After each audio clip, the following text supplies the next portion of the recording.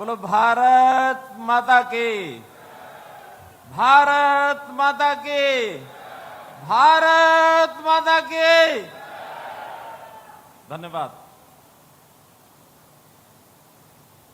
आज का ये अवसर बहुत एक विशेष भावनाओं को पैदा करने वाला ये अवसर है। विभाजन विभीषिका दिवस। आज इस कार्यक्रम में हमारे साथ इन भावनाओं में शरीक होने के लिए भारतीय जनता पार्टी के राष्ट्रीय अध्यक्ष स्वयं श्री नितिन नवीन जी यहां पधारे हैं। मैं उनका अभिनंदन करता हूं और निश्चित रूप से आज के इस वातावरण में जो प्रभावशाली भूमिका वो निभा सकते हैं, हम सबका ज्ञानवर्धन भी होगा, हम सबको एक इतिहास की जानकारी भी मिलेगी, हमको प्रेरणा भी मिलेगी। हमारे बीच में राष्ट्रीय संत जो वास्तव में इस पूरे अभियान को शुरू करने के लिए प्रेरणा के स्रोत हैं, ऐसे हमारे स्वामी धर्मदेव जी, मैं इनको वर्षों से सुनता आ रहा हूं। संत सन्यासी धार्मिक, आध्यात्मिक, कथा, प्रवचन ये करते हैं, सामान्यतया हमारे जीवन में प्रकाश डालते हैं। लेकिन जब स्वामी धर्मदेव जी को सुनता हूं तो राष्ट्रीय विचारों से ओतप्रोत होकर के जो जज्बात जो हमारे अंदर भावना भरते हैं, ऐसे राष्ट्रीय संत विरले ही होते हैं। इनको भी मैं नमन करता हूं, प्रणाम करता हूं। हमारे बीच में पार्टी की हमारी प्रदेश अध्यक्षा डॉक्टर अर्चना गुप्ता, ये भी जब से अध्यक्ष बनी हैं लगातार चल भी रही हैं, दौड़ भी रही हैं, गाड़ी को भी दौड़ा रही हैं। इतने कम समय में अगर कोई एक प्रदेश के अध्यक्ष के नाते 25,000 किलोमीटर की यात्रा की है तो हमारी बहन अर्चना गुप्ता ने की है। कोई जिला छोड़ा नहीं है, कार्यकर्ताओं का कोई वर्ग छोड़ा नहीं है, लगातार सामाजिक समस्याओं पर भी विचार करती हैं और आज के इस कार्यक्रम की तैयारी में आपकी भी एक विशेष भूमिका है। हमारे यहाँ बहुत से नेता बैठे हैं, बहुत से सज्जन बैठे हैं, बहुत से इन सब कार्यक्रमों में आगे बढ़ाने के लिए हमारी साध्वी क्या नाम, गुरु माँ, वो भी बैठी हैं, संजीव बैठे हैं, हमारे राव साहब बैठे हैं, राव नरवीर कहते मैं भी बैठे हैं, संजय भाटिया बैठे हैं, सुधा यादव बैठी हैं। यानी जितने नाम लिए जाएं उतने कम हैं। लेकिन आज विषय नामों का या इस प्रकार की चर्चा का नहीं है, बल्कि आज विषय जैसा सीकरी जी ने अपना दायित्व मेरे ऊपर टाल दिया।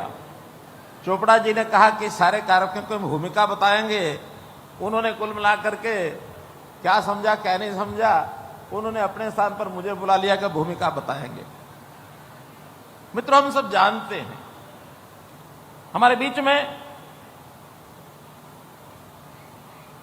बहुत ऐसे लोग बैठे हैं जो जिनके परिवार स्वयं इस त्रासदी के पीड़ित हैं और सब लोग प्राय इस त्रासदी के बारे में वर्षों से चर्चा होती है। खास करके ये उत्तर भारत का क्षेत्र और बंगाल का क्षेत्र, पूर्वोत्तर, पूर्वी भारत और ये उत्तर भारत, ये इस त्रासदी का प्रत्यक्षदर्शी एरिया है।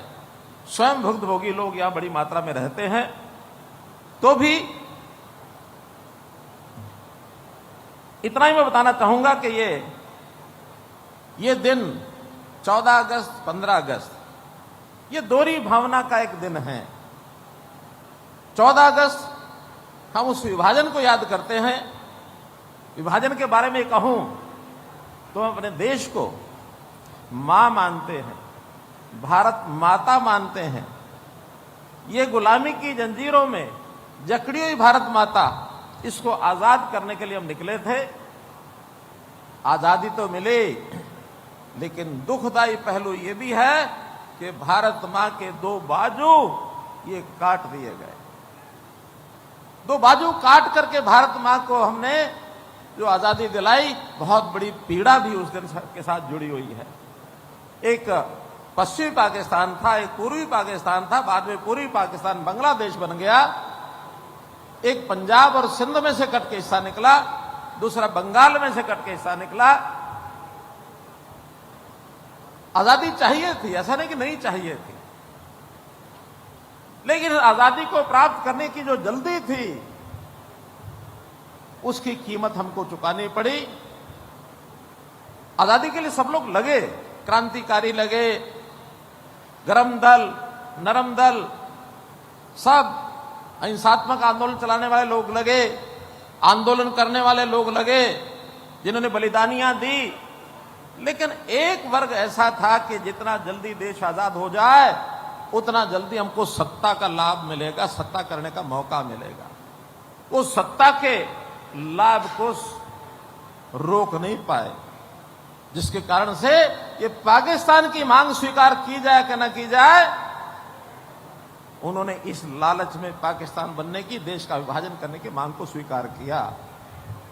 मैं ये नहीं कहता कि उन लोगों का भी आजादी प्राप्त करने में कोई रोल नहीं था, रहा, लेकिन रहा तो देश के टुकड़ों पर, देश के टुकड़ों पर, देश के विभाजन की कीमत पर हम ये स्वीकार करें, ये उस समय ठीक नहीं था।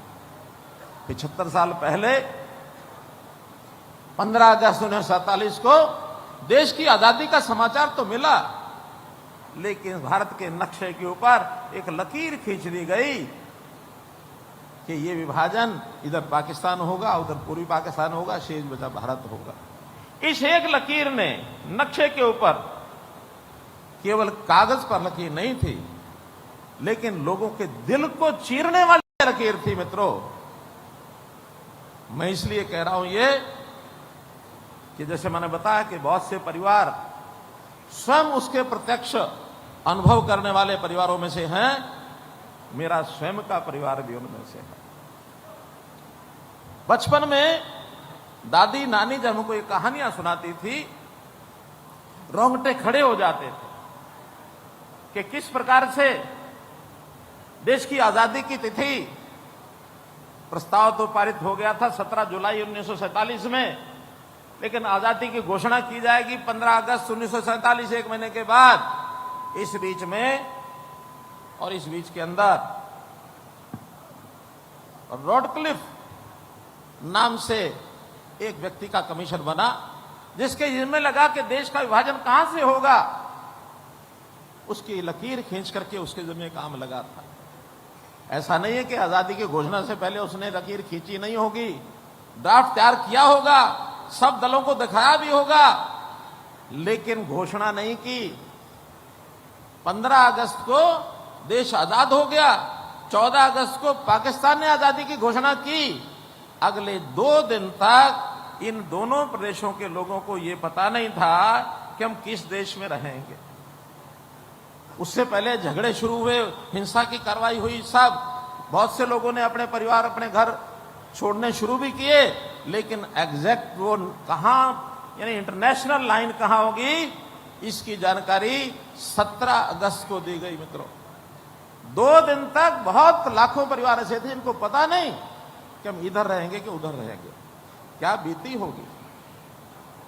तो मित्रों, कहने के लिए, बताने के लिए बहुत कुछ है, और इसका जो क्रम चला है, उस क्रम के लिए भी मैं आपको बताऊं कि एक बहुत बड़ा क्रम उस समय चला था कि 1908 से वास्तव में इस विभाजन की बात शुरू की गई, और बाद में अंत में आते आते 1940 में, और इसको जो है लाहौर डिक्लेरेशन के नाम से मुस्लिम लीग ने जब घोषणा की कि हमको पाकिस्तान अलग लेना है, चाहिए, उस दिन बीज बो दिया गया, और फिर अंग्रेज ने उस ओर बढ़ना शुरू किया। और उसके बाद जुलाई 1946 में, बल्कि उससे पहले भी, उससे पहले डायरेक्ट एक्शन शुरू हुआ अगस्त में, लेकिन जुलाई में नेहरू जी ने जो उस समय कैबिनेट मिशन योजना बनाई गई थी, उस कैबिनेट मिशन योजना के अंदर यह तय किया गया था कि कौन कौन सा प्रांत किधर किधर जाएगा।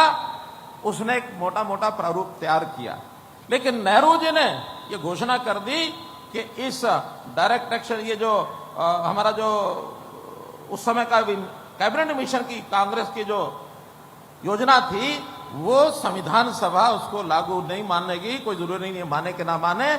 उस दिन से और पक्का हो गया कि विभाजन तो निश्चित से होगा ही होगा। और उसके बाद एक से मुस्लिम लीग ने जो घोषणाएं की, डायरेक्ट एक्शन की जो घोषणा की, ये भी 1946 के अंदर देश में हिंसा फैलाने के लिए पर्याप्त थी। चाहे बंगाल था, चाहे पंजाब था, नौखली था, इन सब स्थानों पर डायरेक्ट एक्शन की 1940 में अगस्त में जो घोषणा की गई, खूब मारकाट मचनी शुरू हो गई।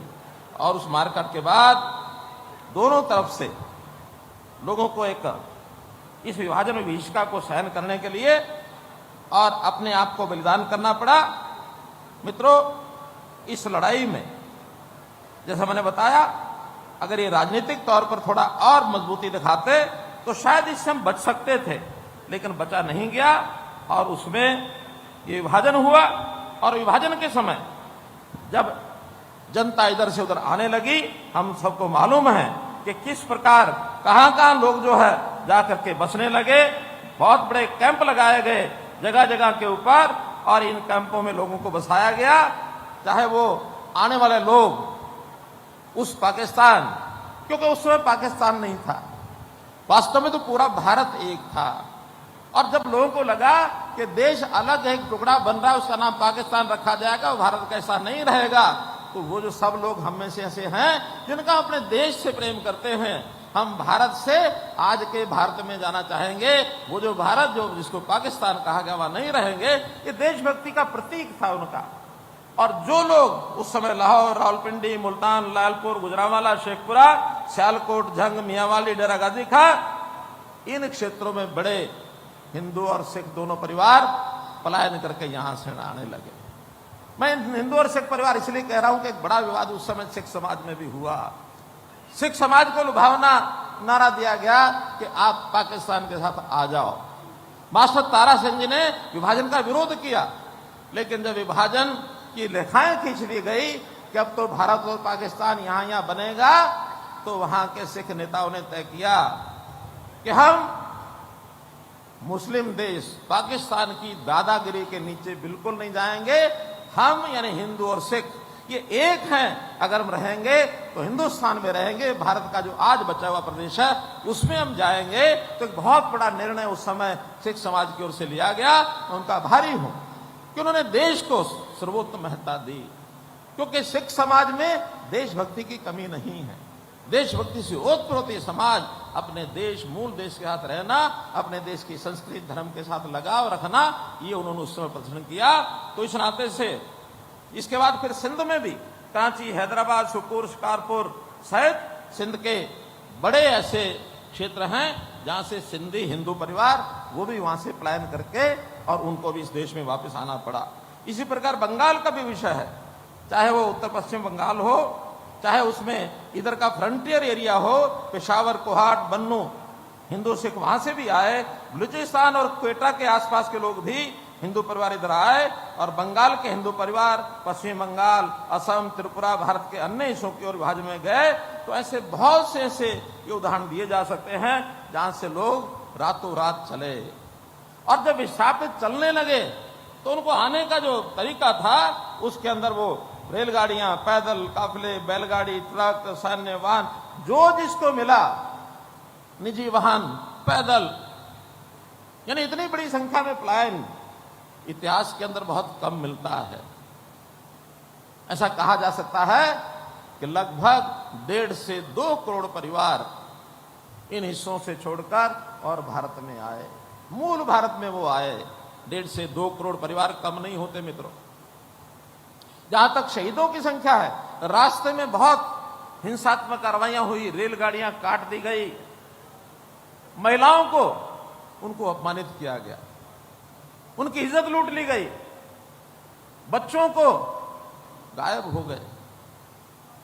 और बहुत कई बार तो बहुत एक भावनात्मक तरीके से लोग जो सुनाते हैं, जो हमें बताते हैं कि नौजवान बेटियों की गर्दनें और वहां के मां बाप ने उनको गर्दन उतार दी कि हमारी बेटी का अपमानित ना हो, इसको कोई ले ना जाए, इसका शील भंग ना हो, अपने हाथों से मार दिया। एक बूढ़ी मां, नौजवान उसको पहाड़ी के ऊपर से धक्का मारता है कि मां तुझे मैं सुरक्षित ले जा नहीं सकता, तेरा शील भंग ना हो, तुझे कहीं ना कहीं मुसलमान उठाना ले जाए। उन्होंने धक्का मार के खाई में गिरा दिया। यानी ये हमारे सब लोग, आप बैठे हैं, ये सब बैठे हैं, पुराने पुराने लोग, यहाँ डॉक्टर त्रेन यहाँ बैठे हैं, ये भी एक बार कहते कि किस प्रकार की और ऐसी पीड़ा। रमेश आहूजा जी, ये हमारे सुभाष सुधा जी, ये सब लोग इन चीजों को जानते हैं कि किस प्रकार से वो त्रासदी हुई है। मित्रों, पुनर्वास के लिए जब लोग वहां से आए तो जगह जगह अपना सहारा लेने के लिए कैंप बनाए।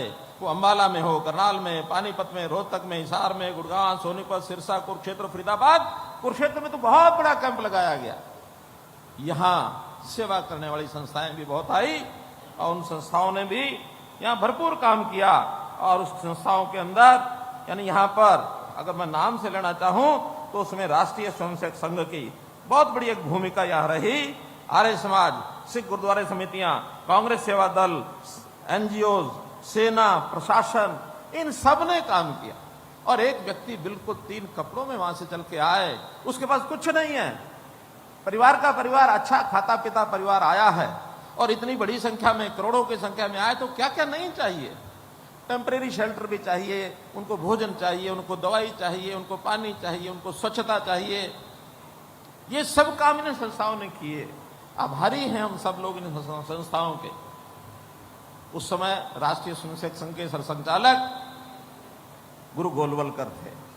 गुरु गोलवलकर जी ने अपनी शाखाओं को संदेश दिया कि सब काम छोड़कर इन कैंपों में जाकर के जितने भी अपने भाई बंधु आए हैं उनकी सेवा, किसी प्रकार की कमी ना आए, दिन रात एक काम किया। तो ऐसे काम करने वाले लोगों की सराहना करना यदि आवश्यक है, इन सबको सुरक्षित निकालना और शरणार्थी काफिलों को उनकी सीमा तक पहुंचाना। क्योंकि आखिर अपनी सीमा में पहुंचने के बाद थोड़ी सुरक्षा हो सकती है, लेकिन जो बंटवारे में दूसरा देश बन गया उसकी सीमा तक जब तक ये विस्थापित हैं उनको बाहर निकालना ही बहुत बड़ा काम था। तो इसके बाद भी ऐसे परिवारों को मैं पैरों पर खड़ा करना, उनको रोजगार दिलाना, उनको छोटे मोटे उनके बच्चों को शिक्षा दिलाना, उनके परिवार वालों का इलाज कराना बहुत बड़ा काम था।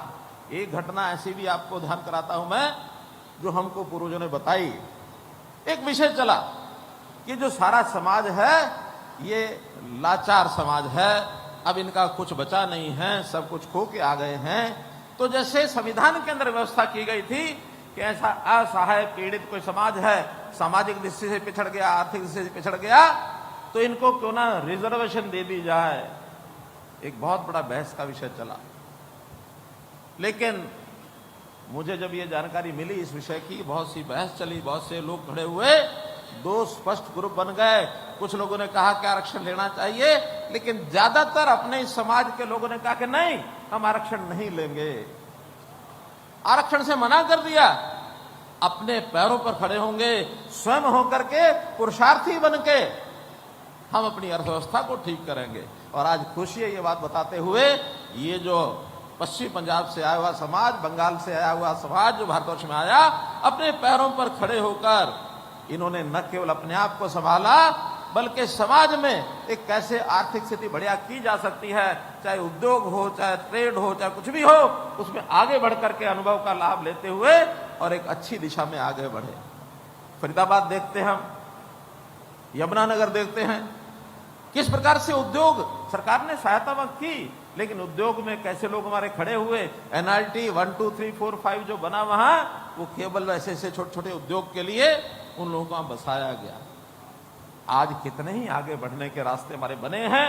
मित्रों, कहने के लिए बहुत कुछ है, लेकिन मैं अंत में इतना कहूंगा कि आज आखिर हम ये क्यों मना रहे हैं। विभाजन विष का द्वेष मनाने का भी एक कोई ना कोई जरूर इसके पीछे का विषय हमारे राष्ट्रीय नेतृत्व के मन में रहा होगा। प्रधानमंत्री जी ने स्वयं घोषणा की 2021 में लाल किला से कि हम आने वाले इस वर्षों में अब 14 अगस्त को विभाजन विभीषिका दिवस इस रूप में इसको जानेंगे, इसका स्मरण कराएंगे। अब इसका कारण है, कारण यह है कि आखिर तो जो पीढ़ी स्वयं भुक्तभोगी है वो पीढ़ी प्राय पर्याप्त नहीं है, क्योंकि इस घटना को आज 82 साल हो गए हैं। उस समय जो 10 साल का रहा होगा उसी को अनुभव थोड़ा बहुत होगा, छोटे बच्चों को तो अनुभव नहीं होता। उनकी उम्र 92 साल हो गई होगी, तो इतनी बड़ी आयु के लोग बहुत कम बचे हैं। लेकिन नई पीढ़ी, हमारा युवा वर्ग, इसको भी प्रेरणा मिलनी चाहिए, और इस प्रेरणा को इस नाते से कि देश के लिए मरना जीना मिटना ये हमारा काम है। ये जो विभाजन हुआ इसका इतिहास उनको पता लगना चाहिए, ताकि आगे इस प्रकार की बात न कभी आए। दुनिया में हम देखते हैं, हमारे देश में ऐसा प्लान हुआ या ऐसा इस प्रकार की पीड़ा हुई, ऐसा नहीं है। दुनिया के बहुत से ऐसे देश हैं जहां इस प्रकार की घटनाएं बहुत पहले भी हुई हैं। उन घटनाओं में जैसा हम देखते हैं अभी पिछले दिनों में यूक्रेन के अंदर हुआ, वहां भी लोग जो है बहुत से अपने घर छोड़ करके चले गए। जर्मन यूरोप 1941-45 यानी जब द्वितीय विश्व युद्ध हुआ उसके अंदर भी इस प्रकार की दुनिया की बहुत बड़ी घटना हुई, शहीद हुए, विस्थापित हुए, और उसका तो एक हॉलोकास्ट बहुत बड़ा, ऐसा कहते हैं 70 लाख लोग उसमें जो मारे गए थे। तो ऐसा बड़ा एक हॉलोकास्ट बना हुआ है। तो वो भी आज दुनिया को याद कराता है कि इस प्रकार की जो विभीषण घटनाएं होती हैं उन घटनाओं को नई पीढ़ी को बताना ये बहुत जरूरी है, और इसलिए ही इन घटनाओं को याद कराना एक काम है, और इसलिए ये विभाजन विभीषिका दिवस मनाया जा रहा है। और मैं आज युवा पीढ़ी को जरूर कहूंगा कि हम इन घटनाओं से जरूर अपने मन में विचार करें कि आखिर तो इतिहास होता है, और हमें ये सब चीजें अपने परिवारों में बतानी चाहिए, अपने घरों में बतानी चाहिए। देश के प्रति हमारे मन में एक लगाव आना चाहिए। हम जो आज जिस जैन जी की बात करते हैं, इस जैन जी को राष्ट्रीय विचार से ओतप्रोत करना, ये हमारी इस प्रकार की घटनाओं के माध्यम से जरूर एक विषय आएगा कि हम जो है इस देश के अंदर आगे बढ़ना चाह रहे हैं। आज क्योंकि मेरे मन में था कि मुख्यमंत्री हमारे हरियाणा प्रदेश के मंच पर रहेंगे, लेकिन मैं आपको जानकारी देना चाहता हूं, उनका थोड़ी देर पहले फोन आया है कि आज मौसम खराब होने के कारण से और वो हेलीकॉप्टर उनका उड़ नहीं पा रहा है, बाई रोड आना यहाँ उस समय तक संभव नहीं था। तो उन्होंने कहा कि मेरी ओर से राष्ट्रीय अध्यक्ष जी को और आप सब लोगों को भी बता दें कि उनके कठिनाई के कारण से वो नहीं आ रहे हैं, वरना वो आते नहीं भी आए हैं तो भी मंच से मैं एक बात जरूर कहूंगा कि आखिरी विभाजन का जो विषय है, इस विषय को हम अपनी नई पीढ़ी को अगर बताना चाहते हैं तो एक काम जरूर करना चाहिए कि हम अपने पाठ्यक्रम की पुस्तकों में, चाहे वो 6ठी से शुरू करें चाहे 9वीं से शुरू करें, विभाजन विभीषिका का एक पाठ जरूर अपनी पाठ्य पुस्तकों में, न केवल हरियाणा में बल्कि मैं राष्ट्रीय अध्यक्ष जी के माध्यम से जरूर देश भर के अंदर भी शिक्षा विभाग में इसको लागू किया जाए, ऐसी मैं अपनी ओर से मांग करता हूं। तो मेरा मित्रों, ये विषय बहुत लंबा है, इस थोड़े समय में इतना ज्यादा इसमें बताना संभव नहीं है, फिर भी आपके सामने जितना एक भूमिका के रूप में मुझे विषय रखना था मैंने आपके सामने रखा है।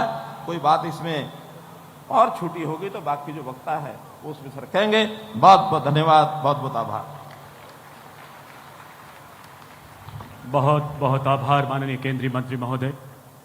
जैसा कि आप सभी जानते हैं, माननीय मंत्री महोदय की अध्यक्षता में आज के इस कार्यक्रम का आयोजन किया जा रहा है, और वैसे भी विभाजन विभीषिका स्मृति दिवस के पूरे भारत में जो कार्यक्रम आयोजित किए जा रहे हैं, माननीय केंद्रीय मंत्री महोदय उस पूरे भारत